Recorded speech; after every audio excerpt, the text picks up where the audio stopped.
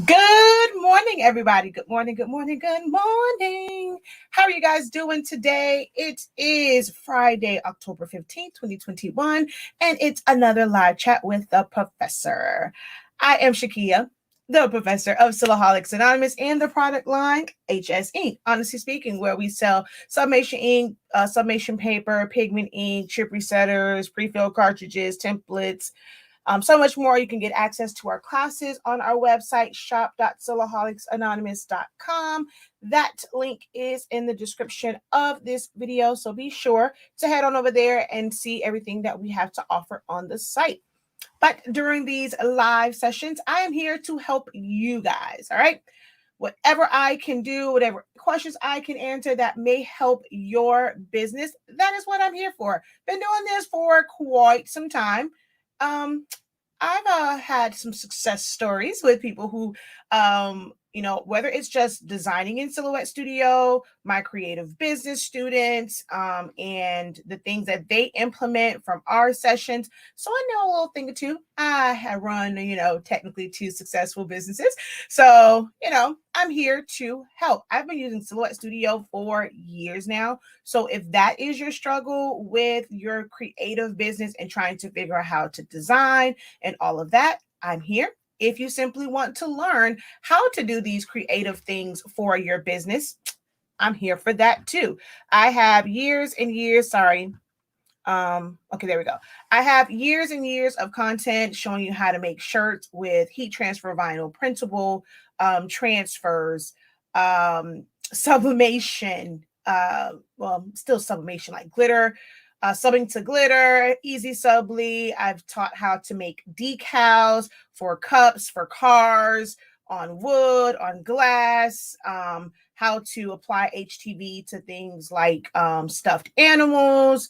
We've done paper crafting, chip bags, water bottle labels, cake toppers, cupcake toppers, centerpieces, balloons, you name it. We've probably done it on one of my platforms, whether it's Silaholics Anonymous or Honestly Speaking. So my experience is, it's kind of, vast. I have a lot of things that I could help you with. So no matter what the question is, you never know if I've done it. Hey, I've even had a stint in radio, and I was an intern at a radio station here in South Florida. If you don't know, I am from Miami. So if you are in the South Florida area and you have a need for a business coach, or you need supplies for your business, definitely hit us up, because you can pick up locally. All right.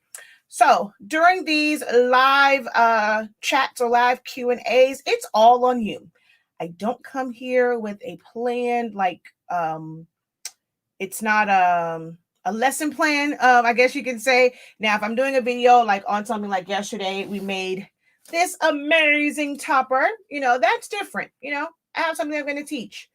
But during these sessions, it's all about you and what you need to learn. You can definitely check out the playback of this video. It is up. So how informative this particular session is dependent on you and the questions that you post.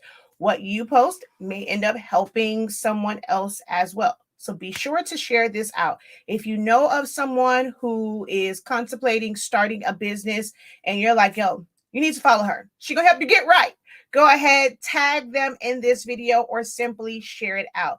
Sharing a video is free digital currency. That is one of the greatest ways that you can support someone who is a content creator and gets on here without question pretty much every single day, or consistently, and tries to provide information, provide help. So all you have to do to support is share it out, tag a friend, like the video. It takes all of 2 seconds to hit that like on the video.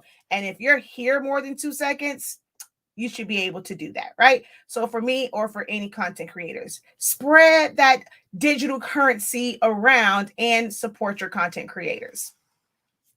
So I'm going to go ahead, say good morning to a few folks that I already see rolling into the comments on all of the different platforms. And I'm just going to wait for the first question to be posted. I like to stay on for about 45 minutes to an hour or so. It really just depends on the questions that are asked and how they keep flowing. If the questions slow up, then there's no sense in y'all just sitting here watching me, right? So we just go ahead and end the live, and I'll catch you guys next time. All right, let's go ahead and say hello to a few folk. Hello, good morning, good morning, good morning. How are you guys doing? Good morning, good morning. I am a little late today because my Windows PC decided it wanted to do a full update, and I had to go through all these like as if I just set my computer up like today. Had to go through all these things and put in passwords because it did some weird update last night. Good morning, good morning. How are you guys doing? Good morning, good morning.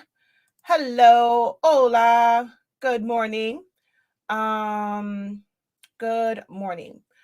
I don't know. I cannot tell you when that will be, but our paper is great even when it's not on sale. There's technically always a sale or a discount. All you have to do is follow us on all social media platforms. There are posts that have discount codes in them, but you guys have to follow and support, and you'll see videos or posts and things like that that have different discount codes. But I hope y'all aren't just, we got great products. You missed the sale this time, it's okay. You'll get it the next time, but you'll get your products, right now. All right. So good morning. Hey, hey, hey. All right. So I do see a question here. So let's get right into this at 10 minutes and 30 seconds. Let's get into this. How can I get the perfect print and cut like you did for your layered topper? Because I printed 7 print and cut stickers and every single one cut off. I cannot, all I can do is tell you what I do. I don't know what your setup is. For a question like that, you need to show me exactly like your steps. What does in my group, post a picture of what your design page look like so I can see your registration marks and how those are set up. Do you have anything in the restrictive area of your registration marks? Once you print it out, did all of your registration marks print correctly? When you're loading it on the mat, where are you loading it on the mat at? When you're loading it into your machine, where you have that at? There's a couple different things where you probably could have missed a step in the way that I set mine up. But to be honest, when it comes to print cuts, there's nothing else I can really answer about it because I've shown so many ways. I don't do anything different. I don't edit videos. You guys see exactly what I do, how I print it out, every single setting that I've done. So when it comes to print and cut, I really don't know what else to say because I don't have those issues. And I've done it on like all of my machines. So I'm not sure.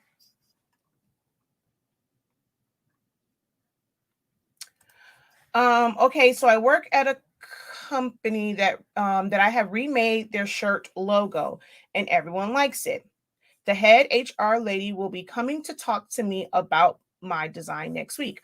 My question is, if they ask to just buy my design flat out, what should be my asking price? I can't really answer that for you. Everyone who does designs have different price points. As a graphic designer, I've designed logos, simple text-based logos from $75. I've done major logos to where I've charged $250. There are some companies that when they are really creating a logo and it's going to be branded around it, I mean, their fee could be $500.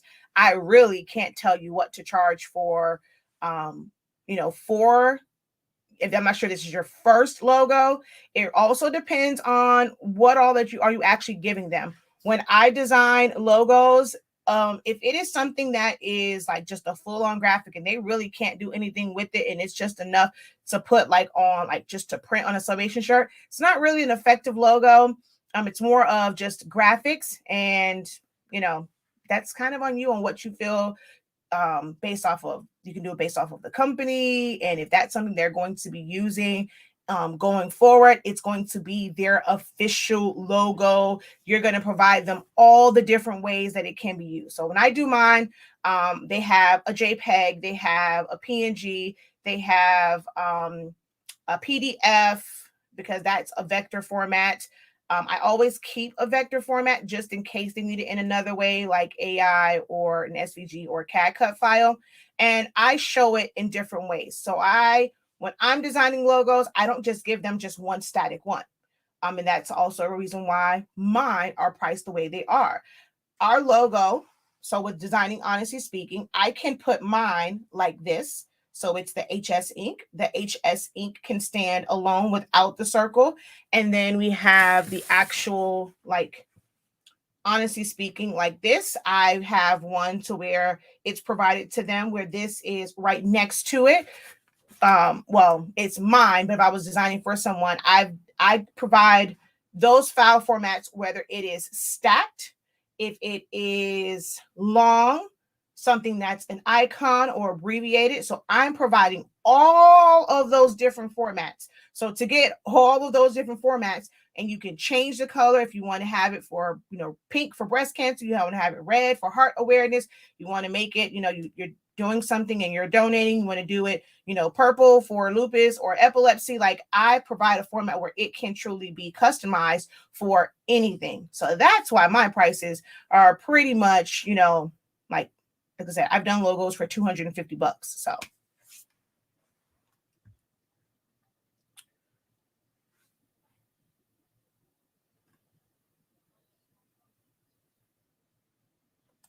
sublimation or print and cut. I have 30 shirts to do front and back. Neither. Well, I mean, if they are white polyester, I mean, you definitely can do them with sublimation. But if it's not a white polyester shirt, then neither. I would highly recommend that you look into screen print trans. Well, 30 shirts, if they're full color, it still may cost you a little bit. Also, like, so many factors. What's your turnaround time? Like, when are they needed? Do you have time to order transfers and for them to come in? Is it a full color design? Is it just a single color design? What color shirts are they going on? Like, that's a loaded question. But for 30 shirts, unless I can do it with sublimation and it's going on a white one, print and cut is never an option for me for that many shirts. For me personally, I cannot speak for you. There are some who they have no problem with it. They're not going to bat an eye at it. My sister has done shirts before where she's done like the print and cut ones and stuff. I'm not touching with the 10-foot pole. Do I sell the paper for the Epson F570 on the roll? We do. We are out of the 24-inch. There is more en route. It won't be here really until we finally got a date. It'll be like late November, mid to late November is when it will be here. Because, yeah, we're pissed too.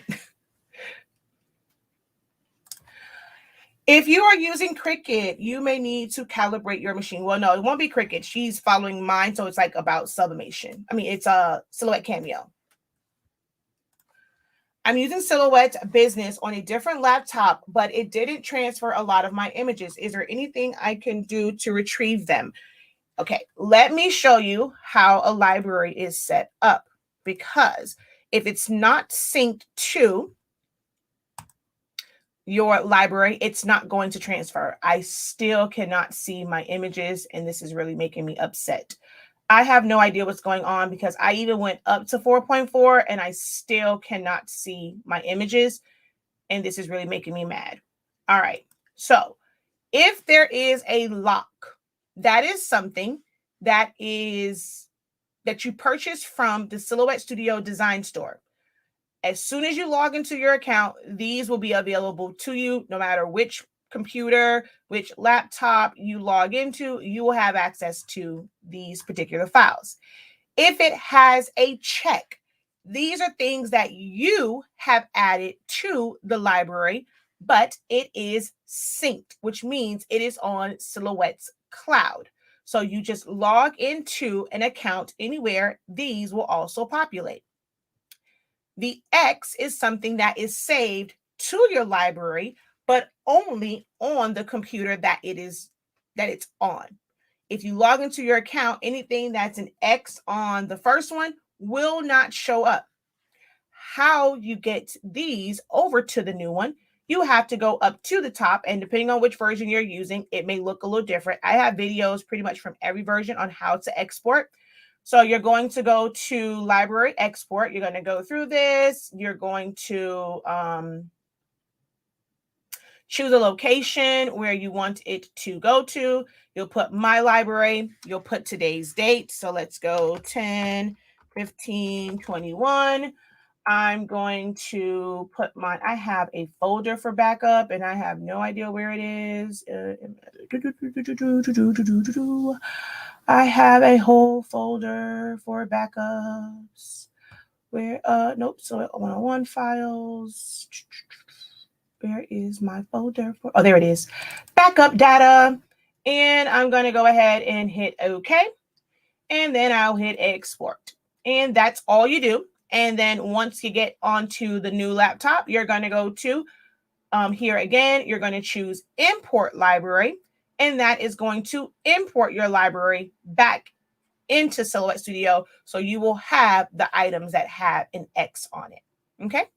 So that's how you do. Oh, I do recommend when you export, always do 2 because sometimes it doesn't like fully transfer.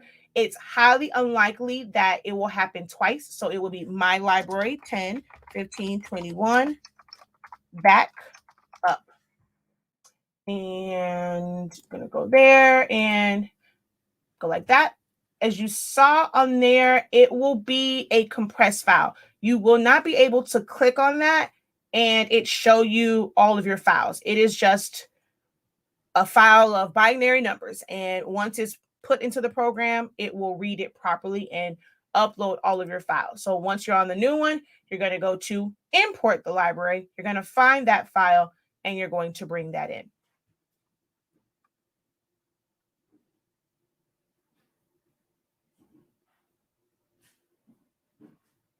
Need by Thanksgiving white shirts. If it's white polyester shirts and they're okay with polyester, then definitely go ahead and sublimate. If it's cotton shirts, 3 colors needed: black, green, and red. You can price out transfers. There's a way, like depending on what the design is, there is a way to where you can do a single image transfer to make it look like it's all supposed to be one. So you'll get both sides of it. Well, it depends on how big or how small it is, but you can look into screen print transfers. It's up to you if you want to do print and cut. I personally just would never do print and cut. Do you have a recommendation on where to find, where to have transfers cut and mailed back to me? So all I have to do is press. I don't know of anyone that does like cutting HTV, and if they did, it's not even worth it because the material part is nothing. It's the cutting it. Actually, even cutting it is not even an issue. It's the weeding it that can be an issue. You're going to pay way more for that. That is never going to be an cost-effective method. Doing screen print transfers, yes, that is very cost effective. If you're wanting vinyl transfers cut for you, you're going to pay a pretty penny for that service because that is very labor intensive in weeding it and making it to where you can press it. And if it's multiple colors, no matter what, you're still going to have to press it in sections. There is no such thing as getting a HTV transfer that everything is all set up for you. Now you can get, they're not cut. That would be white toner transfers or toner transfers. People sell DTF transfers. People sell sublimation transfers. These are not things that are cut. These are things that are printed, and then all you have to do is just press them. So it really depends on your need, what color shirt is going on, how many you need, things like that. So I have to do that from my old computer? Yes. And if you don't have access to those anymore, then all that information is lost.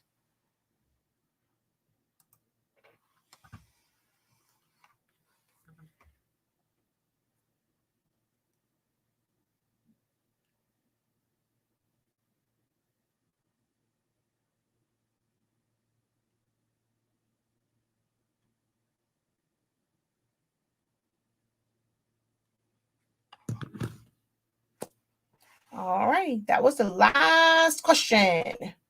And we are 20. Oh, come on. It's saying that my internet my internet signal is low. Hopefully I'm not buffering or I look all crazy and pixelated because I just got a warning about my internet.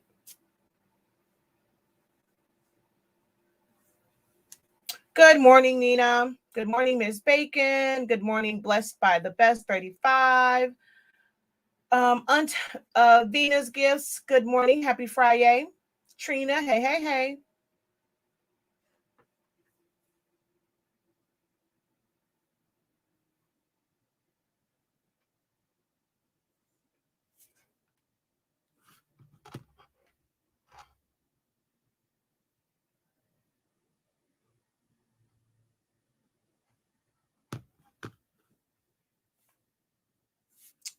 For screen printing, only ones I can, there's so many out there. The only ones I've ever used personally is FM Expressions and 613 Originals. FM or FNM Expressions, 613 Originals are going to be your most cost effective. I have used Stall's Transfer Express, but for 30 transfers, they most likely will not be the most cost effective one. But those are the only companies that I have personally used. Good morning, Tim.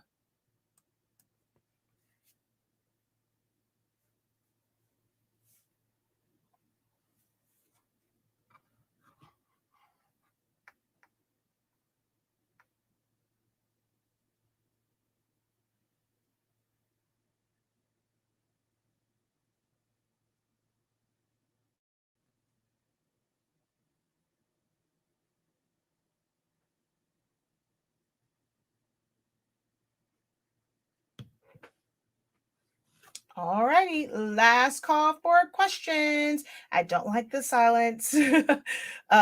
So do I recommend getting a business bank account? Yeah.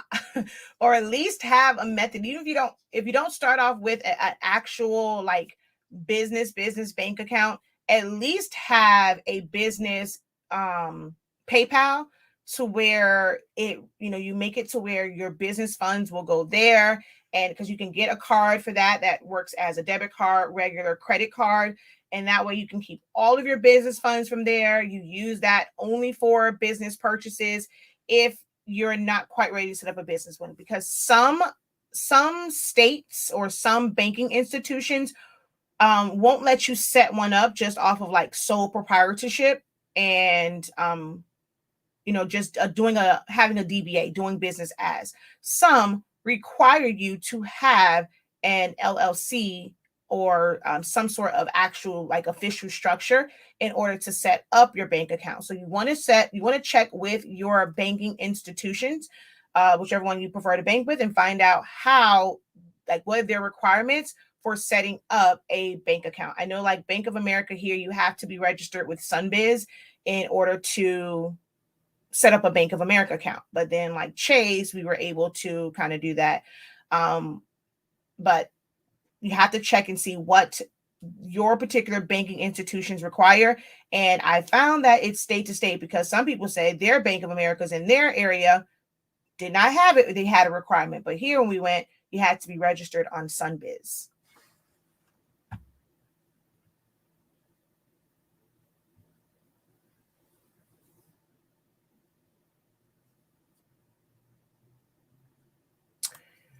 Is there a way for all your designs to show when you download them on your laptop so you won't have to click on everyone to see what it is? What type of designs are you talking about? JPEG, PNGs, SVGs, silhouette files?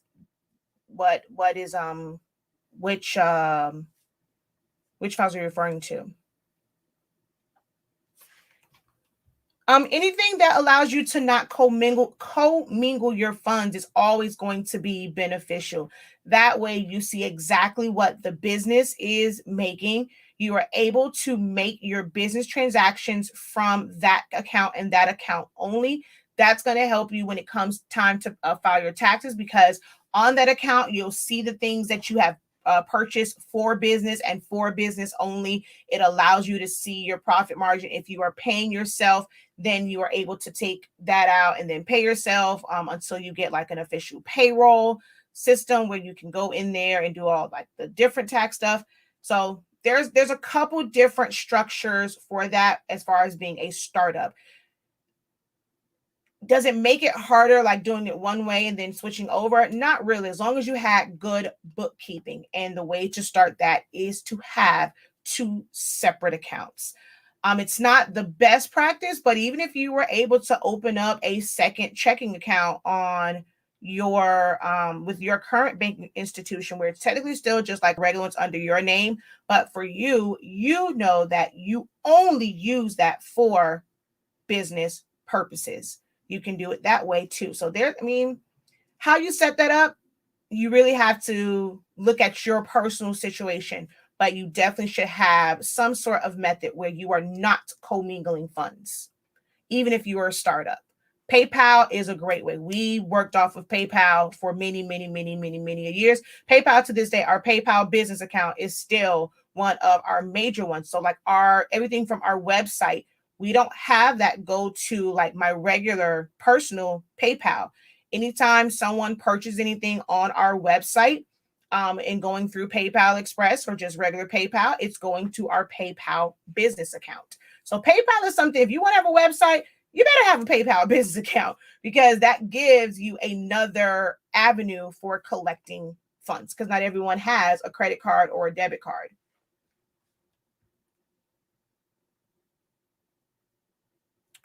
What is the first step everyone should take when wanting to start a business? Learn what it is that you want to do. So let me ask that.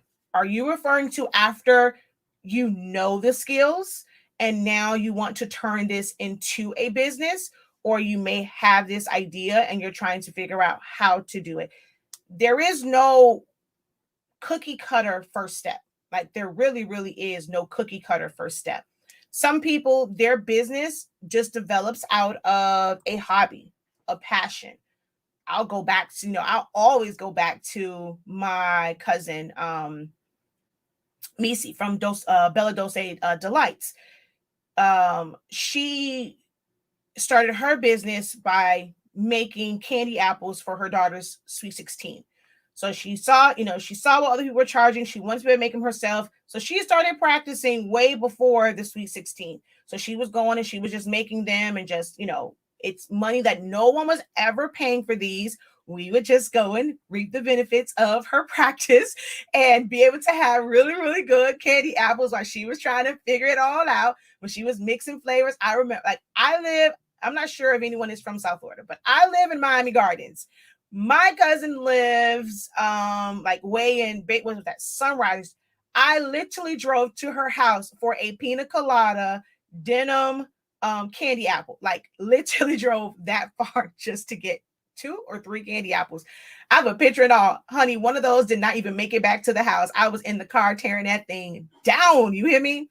But that's how she started, just wanting to provide something for her daughter's Sweet 16 that she didn't have to pay for, through a separate vendor. And then, she did those. And at the time we were like, oh my God, those are great. Those are amazing. But we look back now at her work now. And then it's like, I think we were just being nice. But I mean, it just shows the dedication to where she really learned so many different techniques along the way. She was really just giving away these things when she was first starting. It wasn't about necessarily making money. It was about perfecting her craft before she made it a business. So if you're doing something that is creative, that is the thing that I see so many people doing. They go into these groups and you see these people, oh, I'm making this, I'm making that. Everybody has a business. They say they have a business because they just want to make extra money. It's okay for it to be a hobby, a side hustle. It's something that you like to do. And hey, people pay you a little coin to a little something, a little pocket change, for it. Once you want to run a business, it's so much more to it than just you making a tumbler and then you just promoting it and selling it. There's so many things on the back end that a lot of people just don't talk about. When you have, what are your customer service skills like? I think that anyone that wants to start a business, you need to have some sort of customer service training, how to answer emails, how to answer phone calls, how to talk about your business. Some people who run a business, if they're going to be the face of it, I'm sorry to say, some people need to take speech classes. There's so much to running a business and being the face of it, other than just making the product and saying, okay, hey, I have this is how much it costs, who wants to buy it? So much more to that.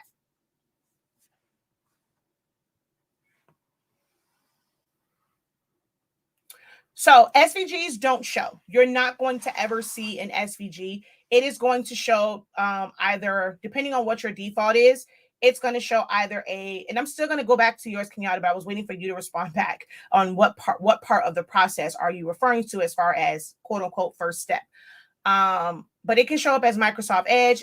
I have some that come in as before used to be like Google Chrome.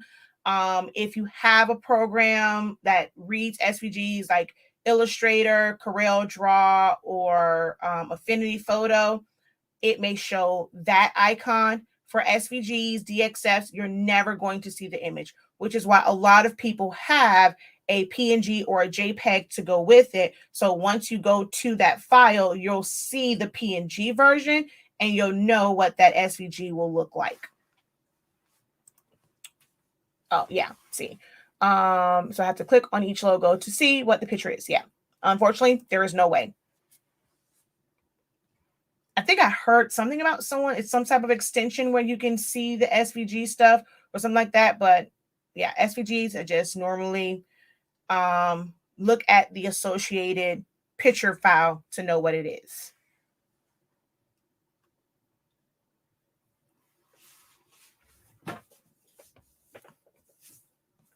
Or if anyone else has a follow-up to her question, feel free to ask that and we can kind of expound on that.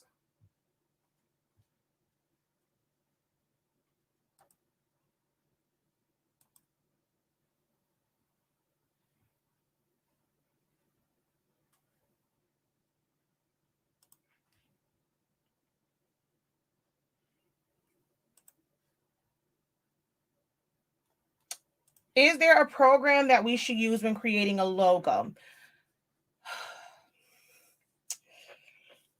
Y'all probably not gonna like this answer, but if it's for your business and branding, like some of the stuff y'all create, those are not logos. It's just graphic, it's art. If it's for your business, you should really consider turning that over to a professional. I'm being so serious. If you have to ask the question, then you're probably not going to properly design it. Now, I do have a course within, well, it's a class inside of a full course. I have a course that's called Complement Your Small Business. Let me go to that real quick. And you can design a logo in Silhouette Studio. It's a vector-based program. Wait, where did it go? Here we go. Let me go to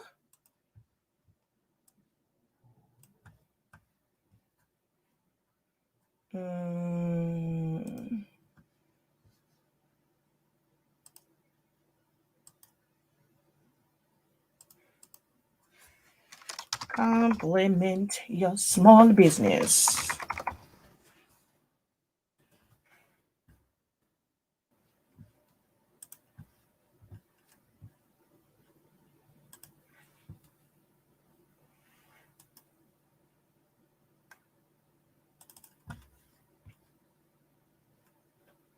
So we had this session, right? In Complement Your Small Business. And I went through like just a regular basic logo design. I mean, text design. You can literally do that in Silhouette Studio. You can create and put different effects and things, but it should start as a vector-based design. And then you can like once you have the foundation, you can utilize programs like Photoshop to maybe add shadows and emboss it and stuff like that. But at its core, it should be some like really good ones are ones where there is a flat one. And then you have the one that might be like, you have the one that might be, a little bit more like fancy. Think about some of the most iconic logos. They don't have all this stuff where they got real graphics of strawberries and real.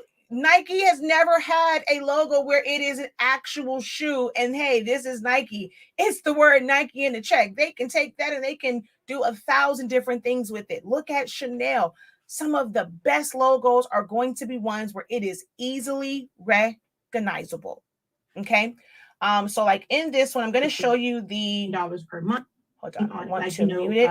So I was showing them this one that I did. And this is what I was saying. When it comes to logos, my clients literally get, well, not all. Well, actually, no, did they get? No, these are, some of these are extras, like the different ways that it comes as extras. She got all of these on this. Well, this is another logo that I did. And then you can see here where it is, the logo itself, and then there is just, it can be kind of an icon or just the letters. So there's certain things about like the letters where it can stand alone like that. Just having the K with the squeegee by itself is also something that would represent that business. I'm going to come back to here. So I believe she got both of these. So on brown, on white, because of the way like certain things have to be switched. And all of these, I think she got. I'm trying to go back to where you can see the top of it, because remember I said you should be able to see it stacked as well as long. So we have relax your mind and body therapeutic massage, and then relax your mind and body. So this is one that's stacked, and then this is here. So these are things that you do for an effective logo.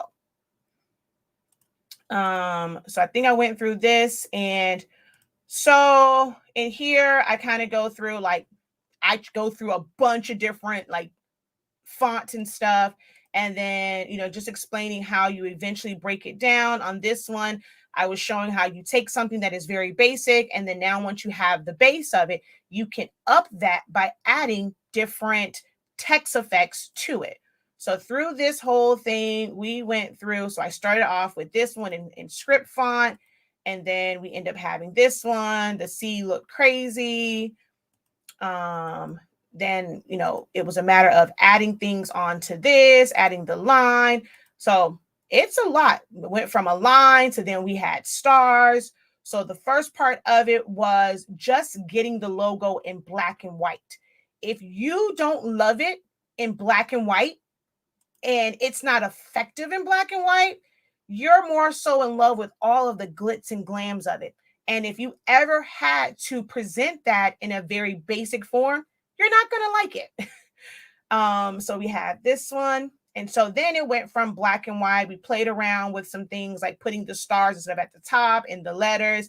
Then it became, putting it in these particular colors.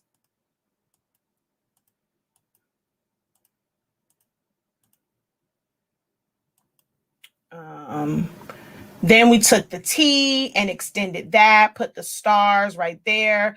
I don't know what I was doing with that one and why I switched it. I have no idea why I turned that one. That looks crazy, but I'm guaranteed that there was a reason why I said that in the class.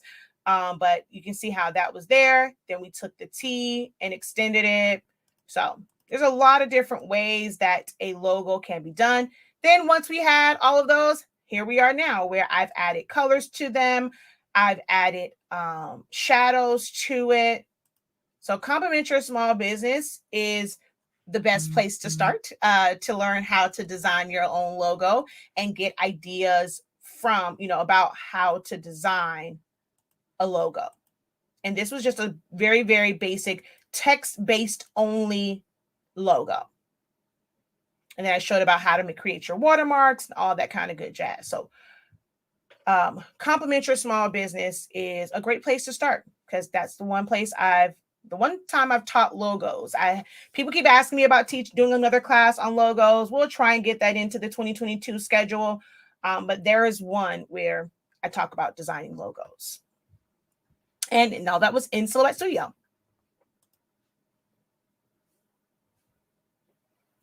Let's see.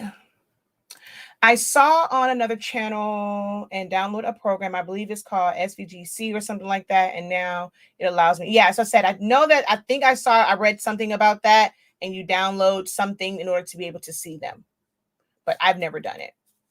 Sublimating from a clear photo after pressing, still getting an orange tint. Can overheating cause this? I need to know which printer you have. Are you using Honestly Speaking ink and having this issue?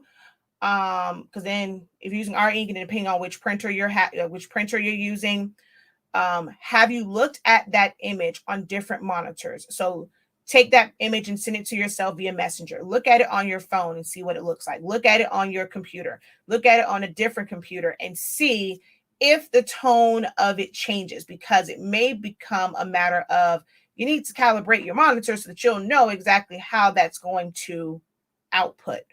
But first thing is knowing which printer you're using and which, well, if you're using anything other than Honestly Speaking, just say not using Honestly Speaking. Please don't put somebody else's ink name on here. Please don't do that. That's just not cool. You're very welcome. We are at 44 minutes, almost at 45. So last call for questions. And Kenyatta didn't come back with a follow-up to her question. Well, and to the follow-up question that I asked. So maybe we'll answer that fully answer that another date and time.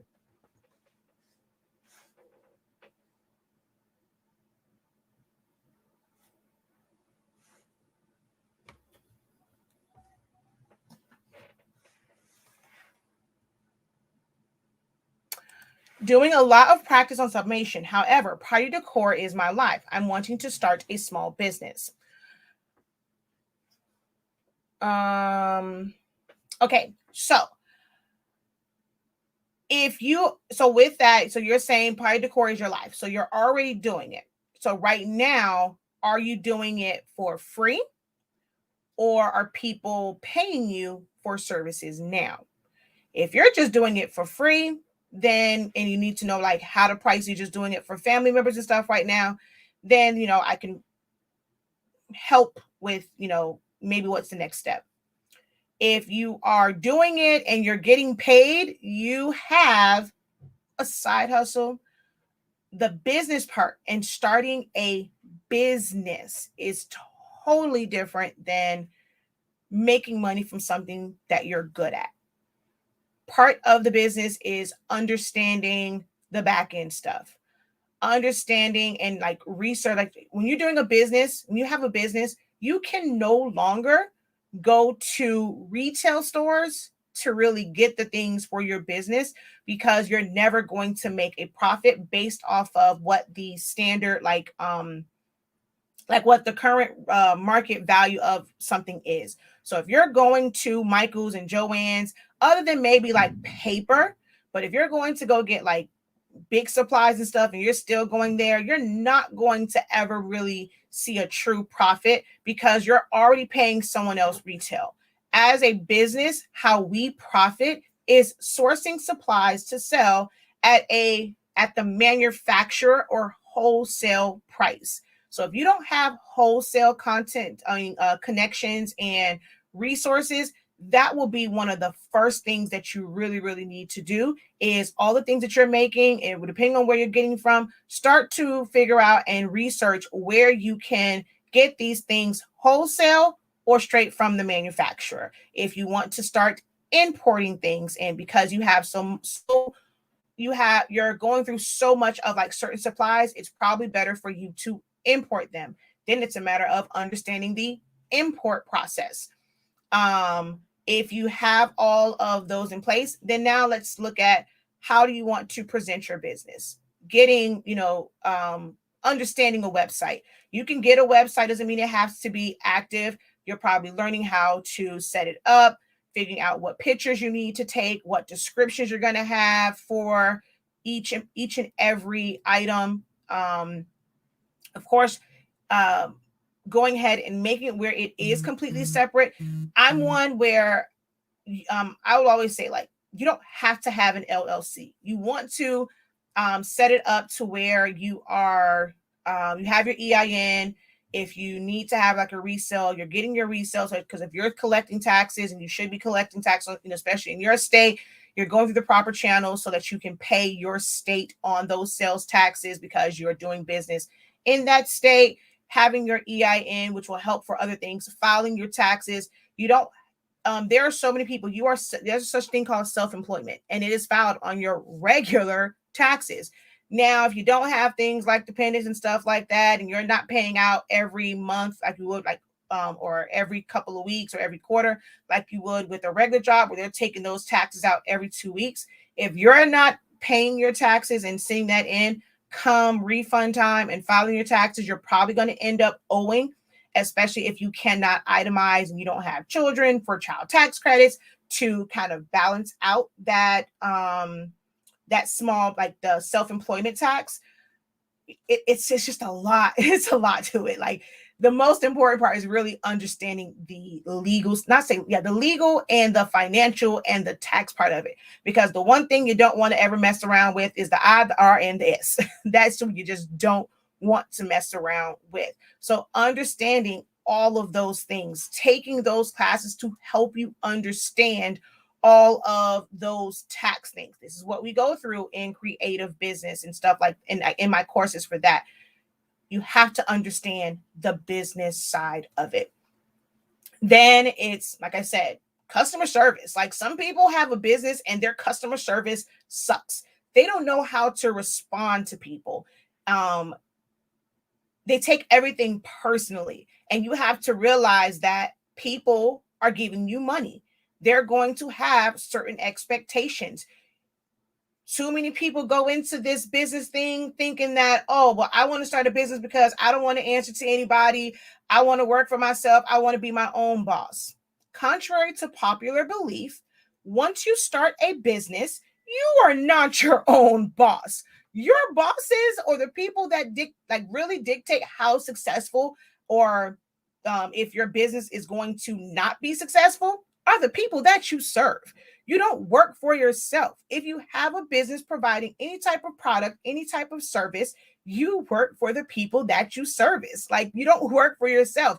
Now, you can dictate if you want to work today, tomorrow, if you want to just hop on a plane and go on vacation. Sure, you can do that. But do understand, if you have not set things in place for your business to run and continue to run and make you money, all the time that you spent jet setting and doing this and doing that because you didn't have to clock in and clock out, you're going to come back broke to no money whatsoever because your business is not running while you are out jet setting and doing ratchet things with the wretched. I love that show and I love that episode. Oh, no, what she says, having big fun with the wretched. If you want to have your own business because you think that you're going to be able to have big fun with the wretched, you are sadly mistaken. There are so many family events. I've missed bedtime. I've missed dinner time, wifey time, can't go out to movies and don't get as many date nights. Starting a business is a lot of sacrifice in the beginning, especially if you're doing things the harder way and you are not willing to invest in, having either a coach or getting into like group coaching or things like creative business where we can discuss and you can discuss with others, hear others' experiences, and find out those things that's going to make your journey a little bit easier. It's not going to make it where it's smooth sailing because everybody's journey looks different. But when you start to really hear and you're in an environment where you can really hear those stories or hear someone's feedback about running a business and you're genuinely taking notes and figuring out how to apply this to your business, that is how you're going to be successful. If not, your entire journey, your first couple years is going to be you making a whole lot of mistakes. And then you're going to look back and like, dang, I could have been so much further along had I done X, Y, and Z.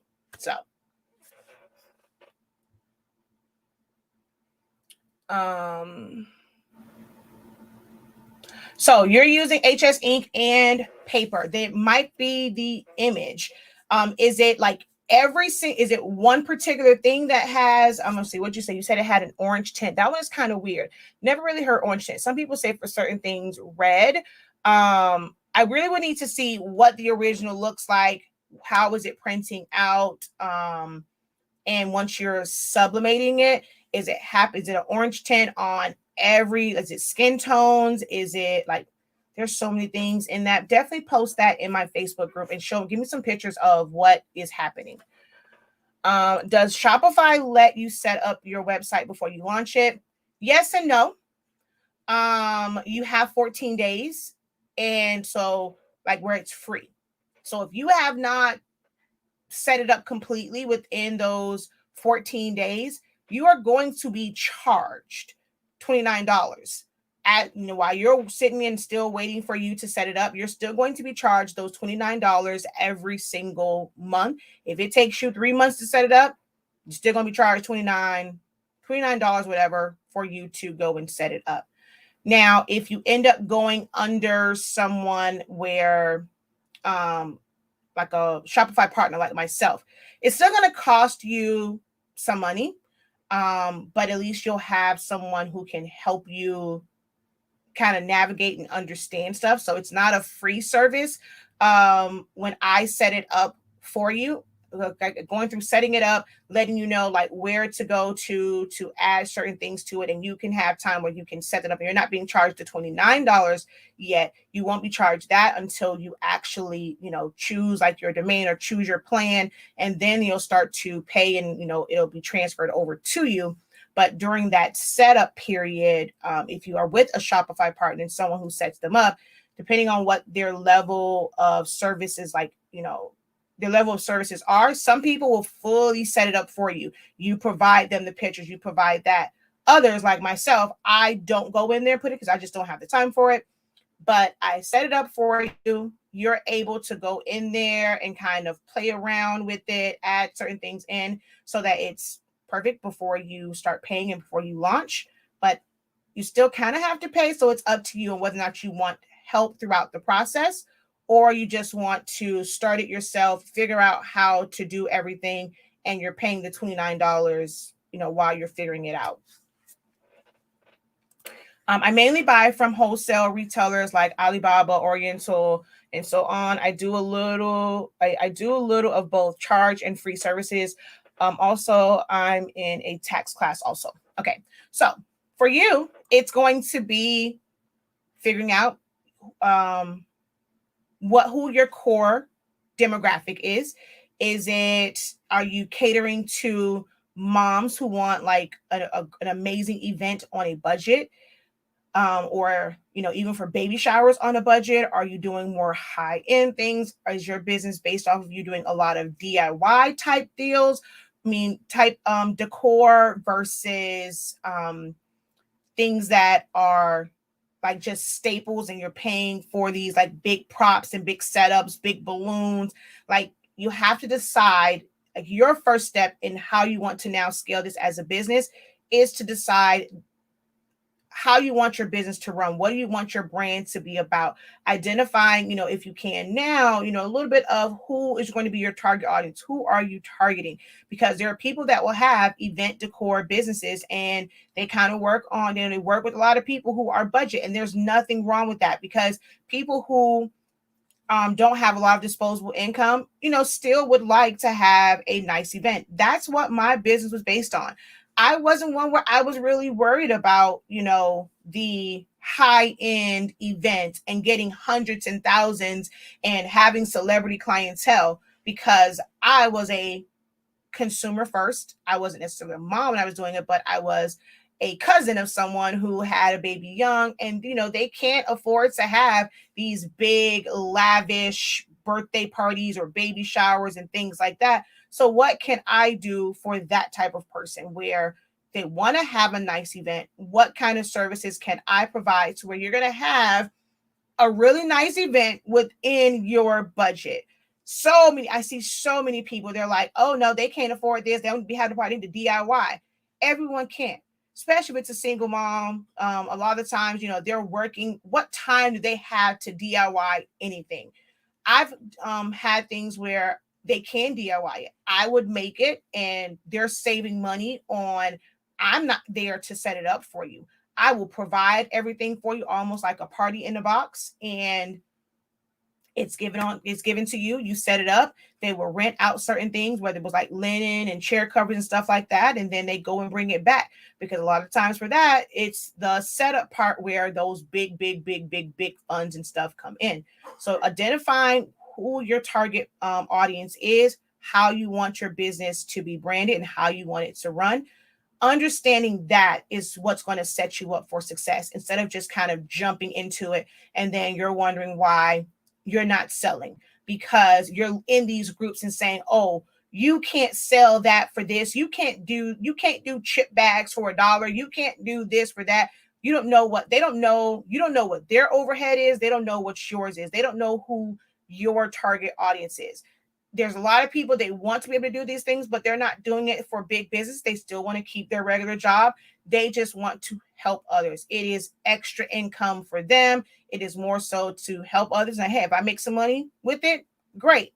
You have to identify how you want your business to look and how you want it. Like, what are your plans for it to grow? Even if it's not there, you will start to set yourself up to where you're going to build to that, to where one day you may have that celebrity clientele and you're not hand making everything and you are outsourcing and you're buying stuff that's going to make it easier for you because you now have the money to buy those things. A lot of the times we're DIYing by a professional, because even as a business person doing what we're doing, when you're making these chip bags, you're still DIYing. Like, it's amazing to me when people act as if like it's a machine making it, or you have to understand, I'm a professional at what I do and I'm making these chip bags. Baby, you're doing it yourself. It ain't like you designed it and you had some workers and you got a whole staff of people, this person working on chip bags, this person working on that. You still DIY. Like, oh, child, don't get me started, because when it comes to that, I'm like, y'all do understand, y'all still DIYers too. Like, I told y'all, my tagline was DIY by a professional. I have a whole bunch of tools that makes it a little bit easier for me, but it's still things that I'm DIYing. I'm not going somewhere and just ordering something that was made inside of a factory and I paid for it, and then now it's like here and I'm just putting it on a table. I didn't like outsource, chip bags and stuff like that. I was DIYing it myself, making centerpieces myself. So what is it that you want your business to look like? And for some people, it may be having a consultation with someone that can really help you figure out what's the next step for your business. What are some things to consider? What are some things that you should do before you go and make this official and you spend all this money out to, how many people go and they spend all this money out for an LLC, for a certain business name, or for certain things. They go and do their EIN, and then 6 months later, a few months later, they're not even doing that business. They fell out of love with it. They weren't making any money from it. So it all went like belly up. You have to really identify your business plan and your business structure and what you want that to look like now, 6 months from now, a year from now, a few years from now. Like, just having that vision so that whatever you're doing now is to get you to how you want to grow. Like, for us, my goal is never to just be here to just do YouTube videos. As much as I love y'all and doing these videos and stuff, that's not what I want to do like for forever for HS Inc. Not just having a store in South Florida. I want to have a creative business store across America. So I know the plans that I have, and I now know what I need to do. And I'm okay with working kind of here, learning certain things, and then moving and progressing as I go along.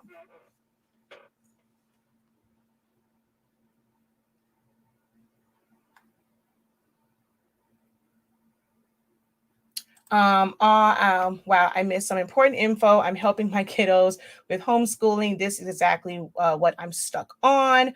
Preach. So many people miss how important good customer service is. Definitely do. Thank you. I have a PayPal business account. Do you recommend separating shops for your niche? Example, shirts and coffee cups, rolling trays, Christmas ornaments. No. Yeah.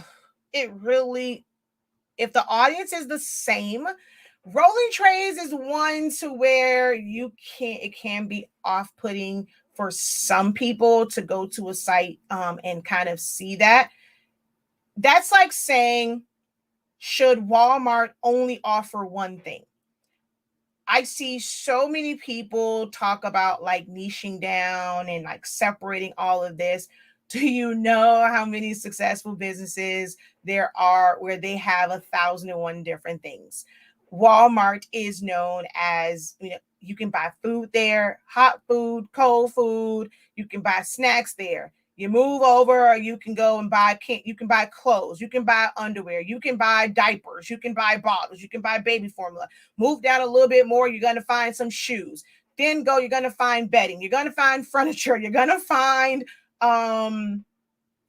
electronics, you're going to find toys, you're going to find automotive, stuff for boating, stuff for camping. Then you're going to go up a little bit more. You're going to see cosmetics, you're going to see candles, you're going to see kitchenware, you're going to see bathroom stuff, you're going to see dog food, you're going to see lawn equipment, you're going to see flowers and plants. And then there, back in the day, most of ours don't have them now. You're going to see a little section where you can go buy a bird and some fish and all kind of animals and everything else.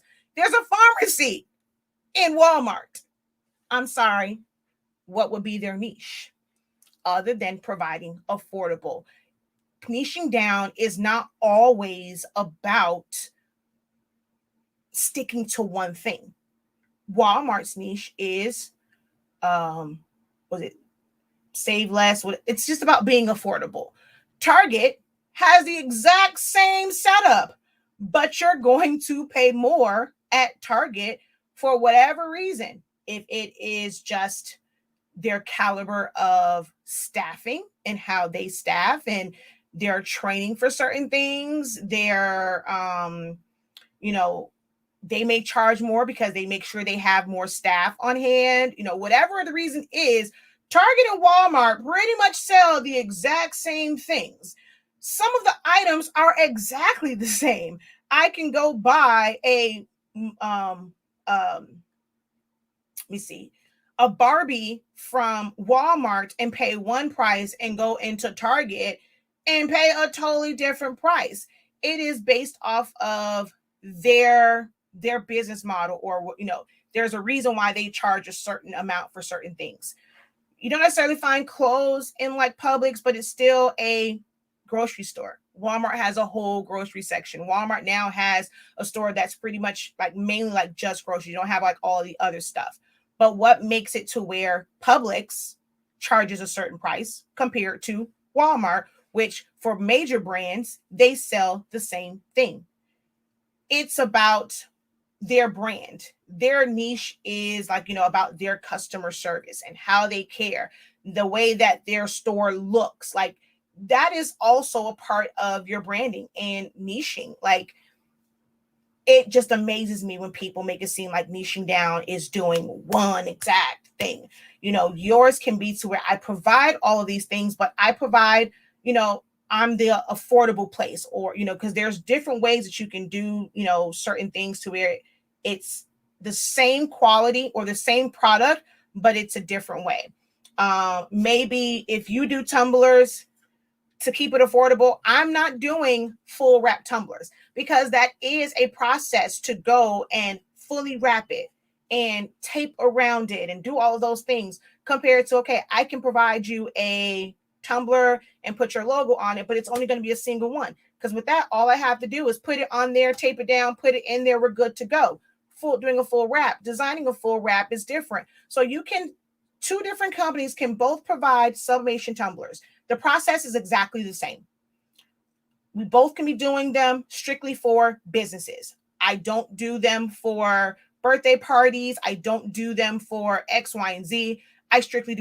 We both strictly do them for businesses. My thing is, I'm going to put your business logo on here, maybe even like a name or what your position is.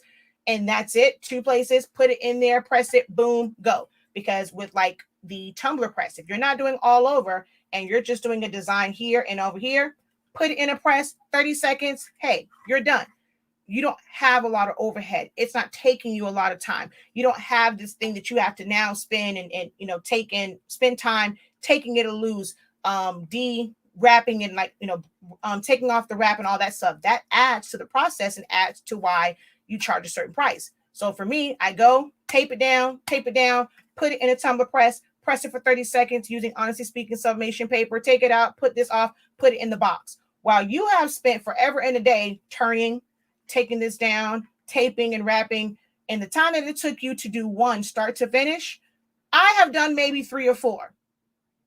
My business model is different from yours.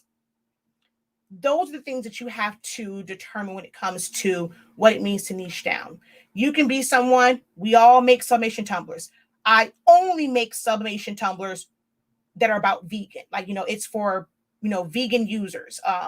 People who are vegan and they just want cups that have like something that's like about vegan on it, or, maybe someone who has to keep track. Maybe you make everything that you make is for people on a weight loss journey, because maybe you are a personal trainer also. So now you want to start the process to create your own line of water bottles or t-shirts or headbands or socks that they're going to wear when they're working out, whatever, affirmation ones.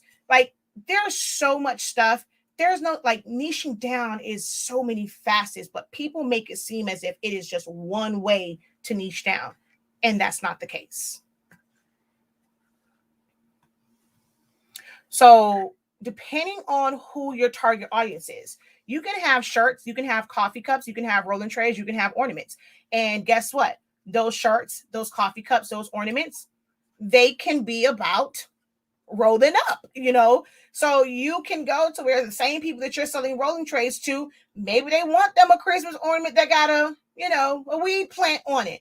Maybe they want a shirt that say "I stay high" or whatever it is. And you have some people that make the shirts that says, "Don't talk to me, I haven't had my first cup of coffee." And you may have a shirt or a cup that says, "Don't talk to me until I've had my first puff." Like, they would still love that because that's something that they do. So if your thing is to have all of those things and it's for a certain demographic and a certain market, you can have all of them together.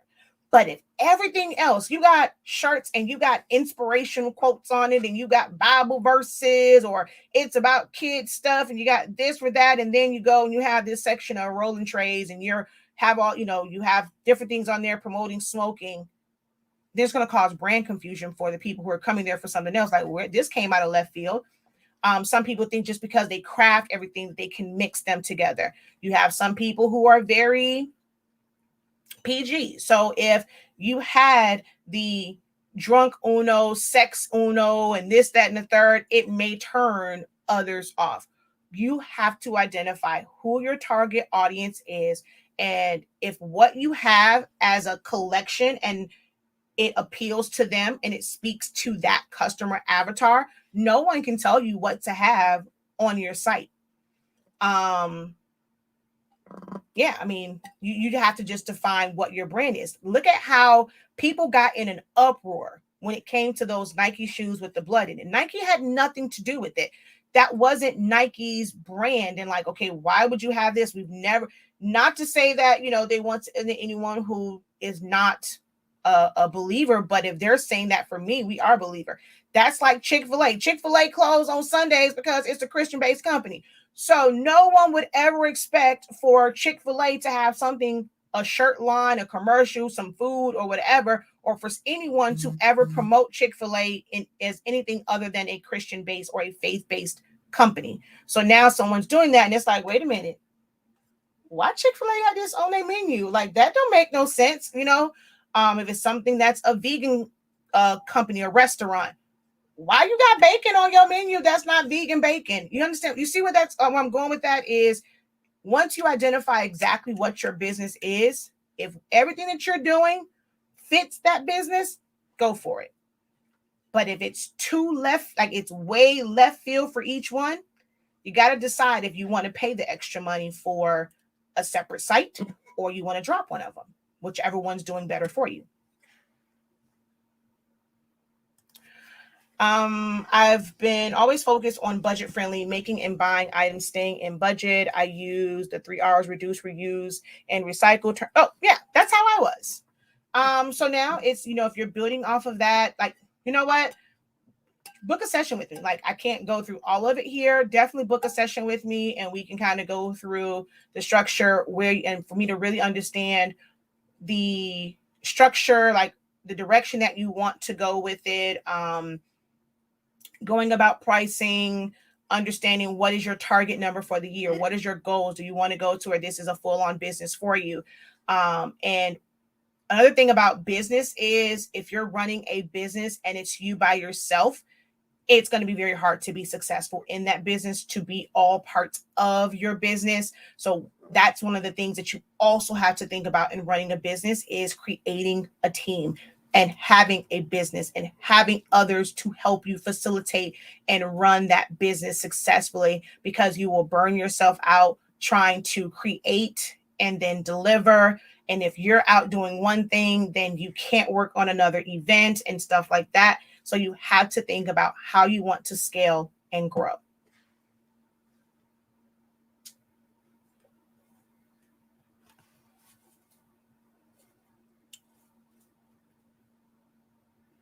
Do you recommend having a separate business for blanks only? So it really depends on if you're willing to pay for certain apps, depending on which website you have. And if you're willing to pay for apps that will allow you to, like, on your website, technically separate it. When you sell a blank item and you also are selling items to people that are finished and ready-made, we know that no matter what, it starts with an item that only costs like $5 or whatever, but we're now charging 40 because of all of the business stuff. But if someone is just coming to your site to purchase something and they're seeing that you're selling this blank one for $6, but dang, like all it is just my picture on it, and you charge me $40. Why you got the blank ones on your site for $5 and you charging me 40? Now you got folk in your business. You in my business. Don't do that. So it can cause an issue with having your finished product and your blanks on your site. I think one of the best examples of that is Silky Socks. So he has, like, I think before too, he was selling the finished socks on the site. Some people like just the blank socks by itself. So on his site, so like, let's say for you, somebody wants this tumbler, they don't want anything on it. You can then put this tumbler on your website at $20. Like, for them just to buy it with nothing on it, it might be $20. But like with Silky Sock, he has where you can set up a wholesale account.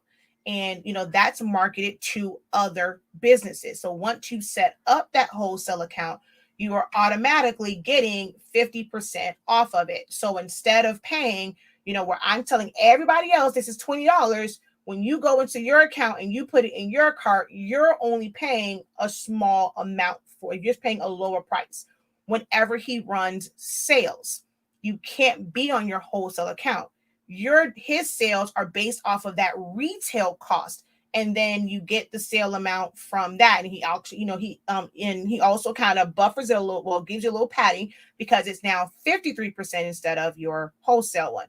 So if you want to do it that way, you can, to where you'll have your blanks on your site as a really high amount so that your customers who are coming for just regular items are none the wiser. Maybe they want to buy, they like the feel of your shirt. I don't need it with the design on it.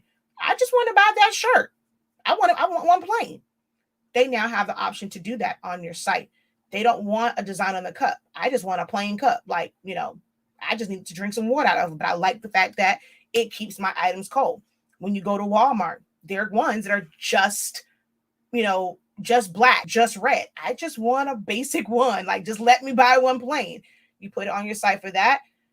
The downside of it is, as you are marketing and branding it for others and like to sell B2B, you're going to have to put in a lot of legwork to let them know when they go to your site, that is the retail cost, and they have to set up a wholesale account, or you have some sort of way to where they have an automatic discount code or something like that that will knock the price down.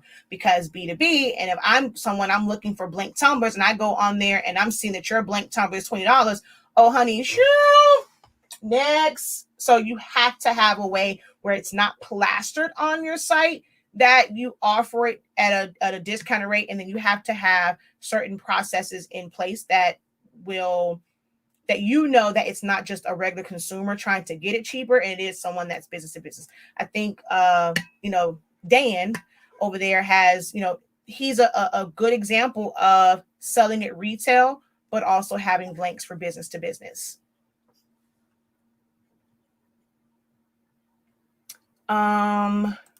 Making custom shirts and having your own line of shirts, is it best to separate them? Yes, definitely.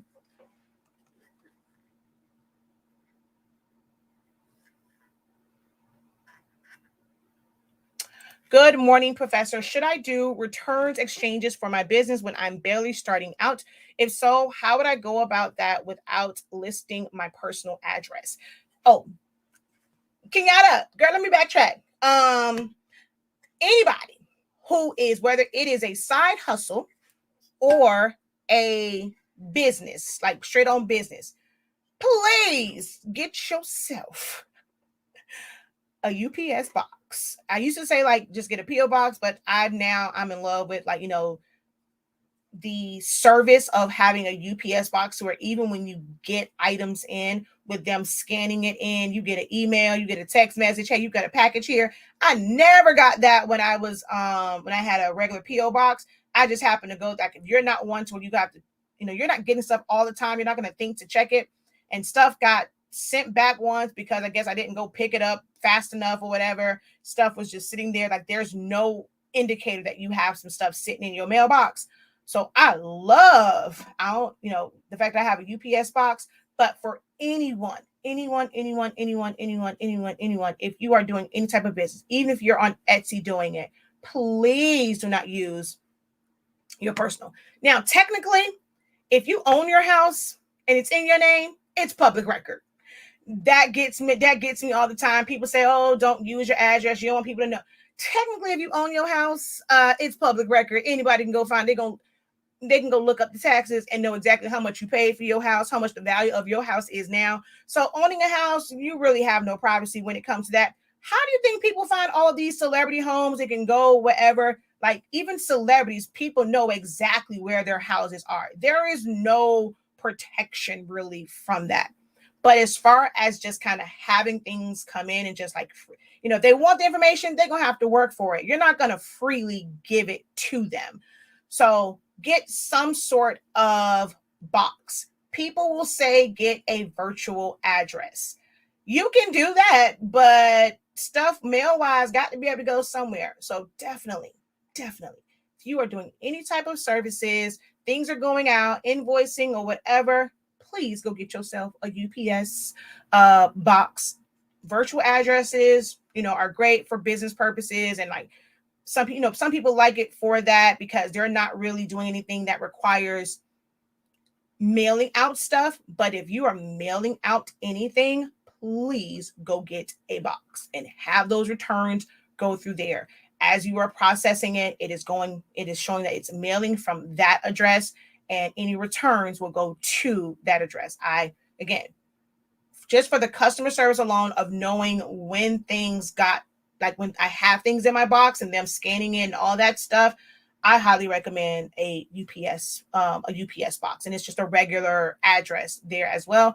And you always have access to it because they shut down the UPS part of it and you have access to your box. So I like that too. If I had to go get some stuff late night out of the box, I love that as well. So that should be the first thing.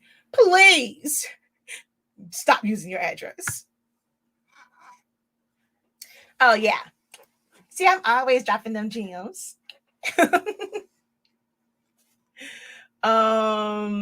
So as far as returns being being a startup business, returns are part of the business. When you are pricing, when I teach my students about pricing, we talk about that your pricing has to account for things like mistakes, returns. If it's something that is custom, you don't have to, because you cannot, you're not like some of these here. Okay, look, being honest, when it comes to some of these big businesses, you know why they don't give a damn about taking returns? Because it ain't going to affect them. You're going to return it, and you know who they're going to return it to? The company that it belongs to. You return some Kellogg's here because the box is open, it was a hair in, it was a roach in, it was whatever. They're going to take that return. It's going to go in the box. They're going to get the credit from Kellogg's for the fact that, hey, they returned your product. They ain't going to do with us. We had to pay them out for this return. Now we're not making money on this. They're just going to return it back to Kellogg's. They're going to return it back to, if it was, they purchased some soap or whatever, they got some clothes, whoever is the owner of that is who they're going to return it to. Now, if it is their brand, it ain't cost them, like they made a huge profit off of it, because if they selling it to you for $5, it probably cost them a couple pennies. So by you returning it, they might be losing that sale, but they're not losing. Even with your business, you're losing like that, like the sale and like the profit from that. But as far as what you are really out of, is just the cost of that material and, like, of course, your time, because you can't get that back. But if it's something that's like just generic in general, if it is broken, you gotta take it back. But your prices should reflect that. Not gonna tell y'all what I teach my students. You got to join creative business for that. But there are certain things that in your pricing, you must account for in that pricing. It's not just about the material. I really don't like that whole just 3 times. If you're not defining what those, like what that 3 times the amount is, defining what that is covering, that's just not good practice. It's, you can start off that way, but as you grow and scale, you need to identify some very key things in your price points. And what was I going to say? But yeah, you have to be able to provide returns if it's something that's defective. If it is something that is custom made, a birthday shirt or whatever, there is a major defect to where they got it and it was a big rip in it. If that was caused by your delivery carrier, this is why, as a business, you should never, ever, ever, ever, ever, ever, ever, ever, ever, ever, ever, ever, ever. Did I say ever? You should never be sending it first class mail without insurance, because if something happens, USPS is not going to issue a refund. Like, you can't file a claim on it. So you should always be sending it at least priority mail if you're running a business, so that you have that protection to where if USPS messes it up, you can file the claim and be able to not take a hit on that for something that was not your fault. If they get it and you misspelled something, if you didn't make sure, or something is misspelled on it, or it's off or whatever, if you didn't take certain steps for them to verify whatever, if you have proof, hey, I sent you this, you verified and said everything was okay, I'm sorry, I can't refund you. I went through all the proper channels. You had every opportunity to review this. If they just skimmed over it and it was like, okay, whatever, that's on them. I've done that a couple times. Let me see if this is the one. Nope, this isn't it. Let me see if you guys can point out. And luckily, people were like, it's okay, Shakia, whatever. But I'm sitting up here, I'm stressing the heck out. Can you tell what's wrong with this? And mind you, I've made this mistake, which I should really feel bad, because I've made this mistake twice, maybe 3 times now. And all 3 times, it was never caught. Can you catch what's wrong with this?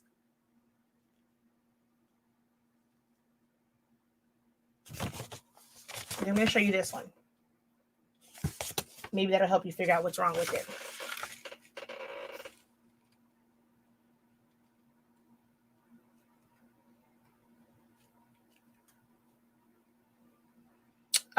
Well, too late for me now. I like UPS.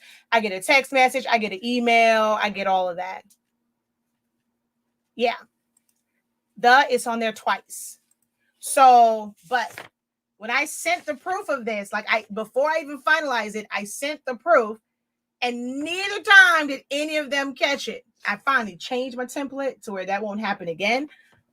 But it's like, do I take the hit on it because I sent it to you? You didn't catch it either.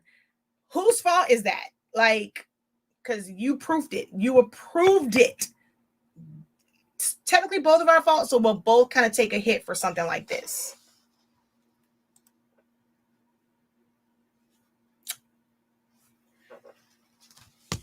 But yeah, you kind of have to accept returns for certain things.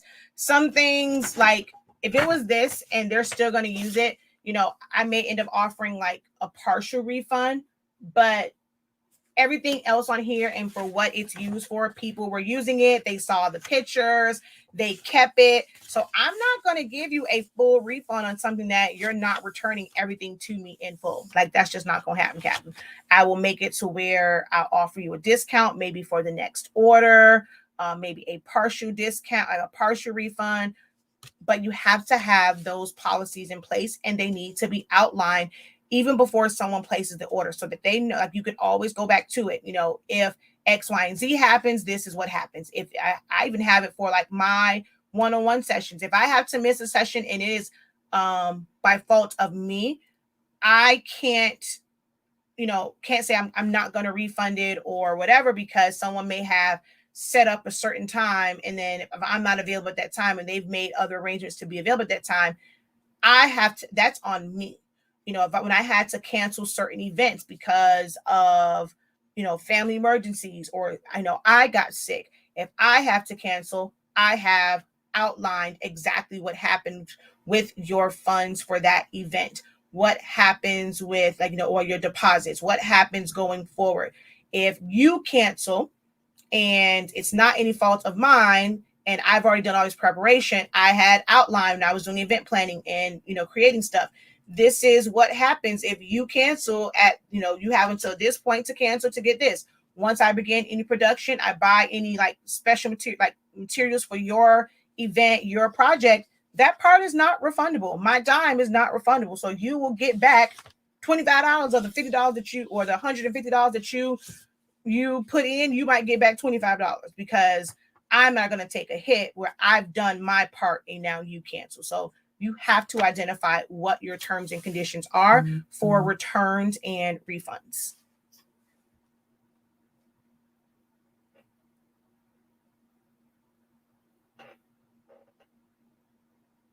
Yep. And those are hard decisions that entrepreneurs have to stand by. Nothing personal, only business.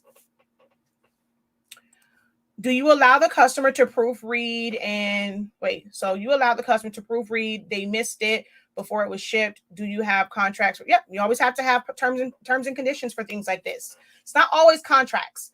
You have to have, everything is not a quote unquote contract, but I mean, agreeing to terms and conditions does kind of put you under a contract, but contracts are totally different. It's kind of different in what a contract is versus having outlined terms and conditions, and you are agreeing to these terms and conditions. The contract would be for, I'm promising to do this particular service, right? But if I don't have terms and conditions, so I had a contract that was to provide you with service programs, right? So we go, and I'm under obligation to go ahead and do that. Technically, if I provided them to you, I fulfilled this contract technically. Now, if there are mistakes in it, now becomes an issue of terms and conditions. If you were not able to fulfill it, what happens with that? So those really are two totally separate things. Oh, see, she said, look, contract versus terms and conditions. Great topic. Yeah, that would be a great topic for my creative business class.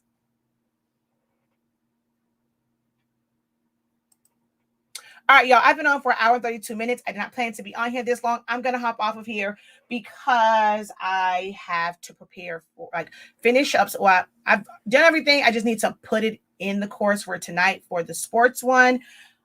I want to do some type of live demo today. I was going to do it at lunchtime, but we're already at 11 o'clock because my computer acted crazy. But I do want to do some live demo. I know I run a sublimation supply business, but I get tired of doing sublimation sometimes.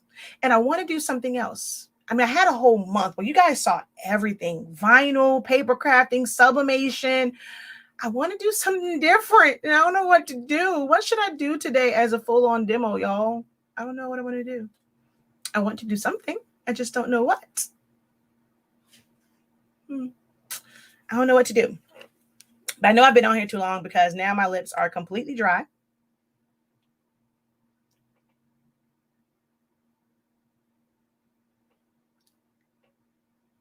I should have just put this one under, honestly speaking. I don't think we had one silhouette question.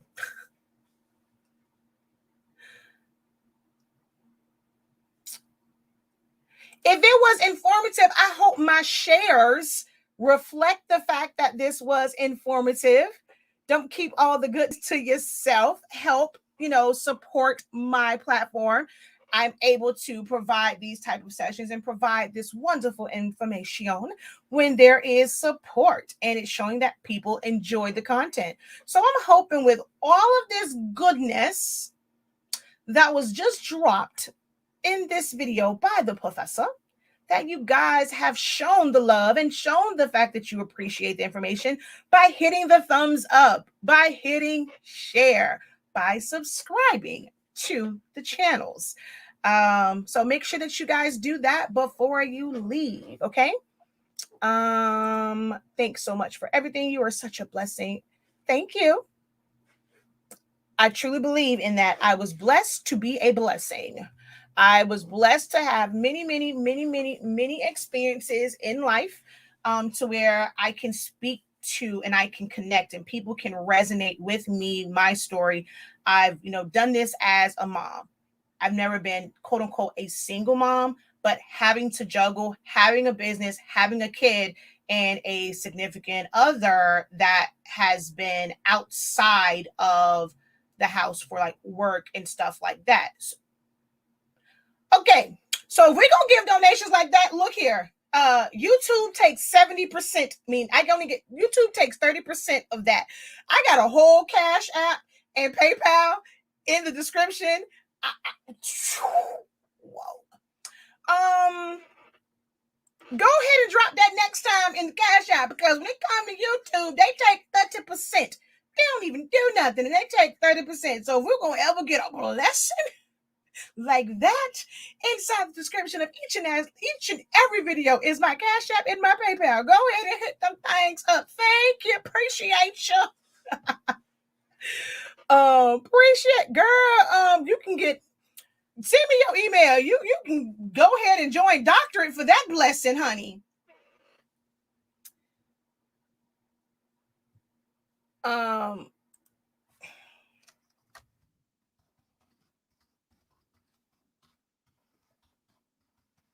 Which is actually going to change soon. Actually, no, I need to change that because I don't even operate in that business anymore.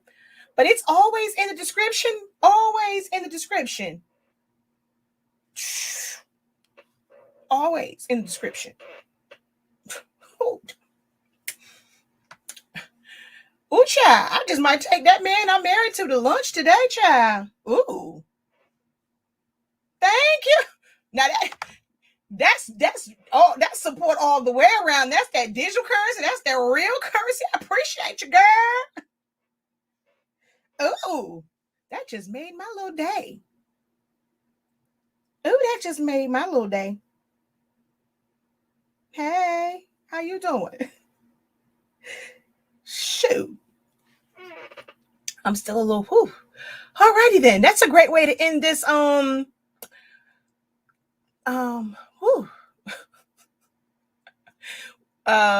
We'll have to address this. I'm not sure what you mean as far as stickers and decals and the question marks about them.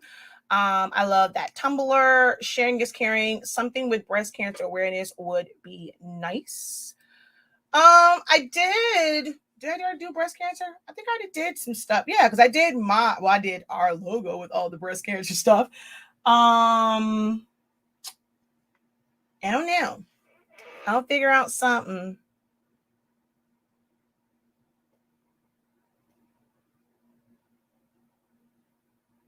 She says you made my day also.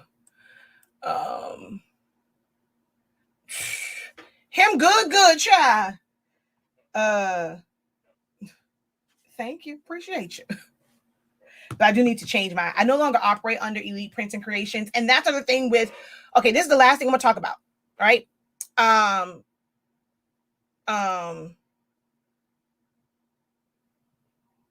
Oh, wait, did I put it? Oh, it got sent to, wait.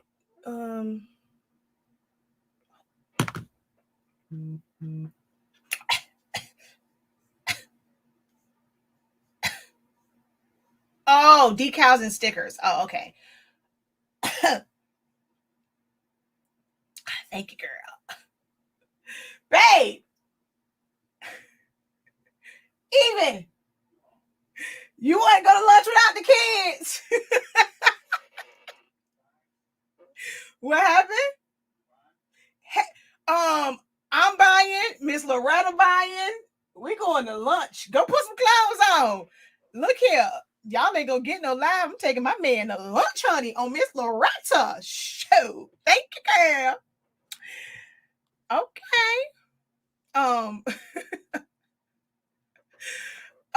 But yeah, so I think I'm gonna make me some blessed stickers. There we go. We're gonna make some stickers. We're gonna make them blessed. We're gonna make God is good is a good one.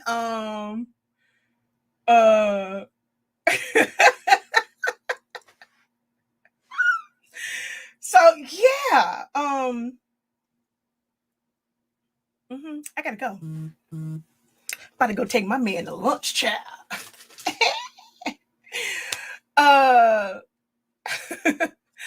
What am I laughing about? Like, won't it do it again? Wait, I just got blessed twice.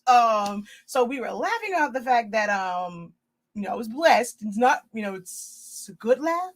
I'm about to go take my man to lunch. Hey, I'm not gonna afford to do that anyway, but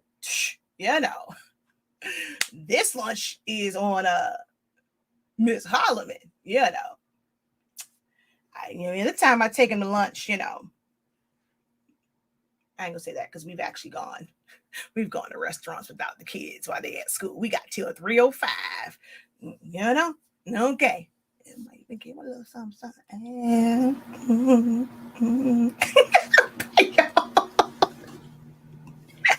gotta go. Oh, y'all play too much. I'll probably do some stickers.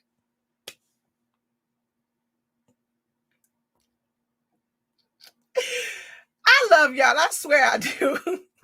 Until next time. Have a great one. Continue to unlock your creativity. Laugh today. Bless somebody today. And be incredible, child. Peace.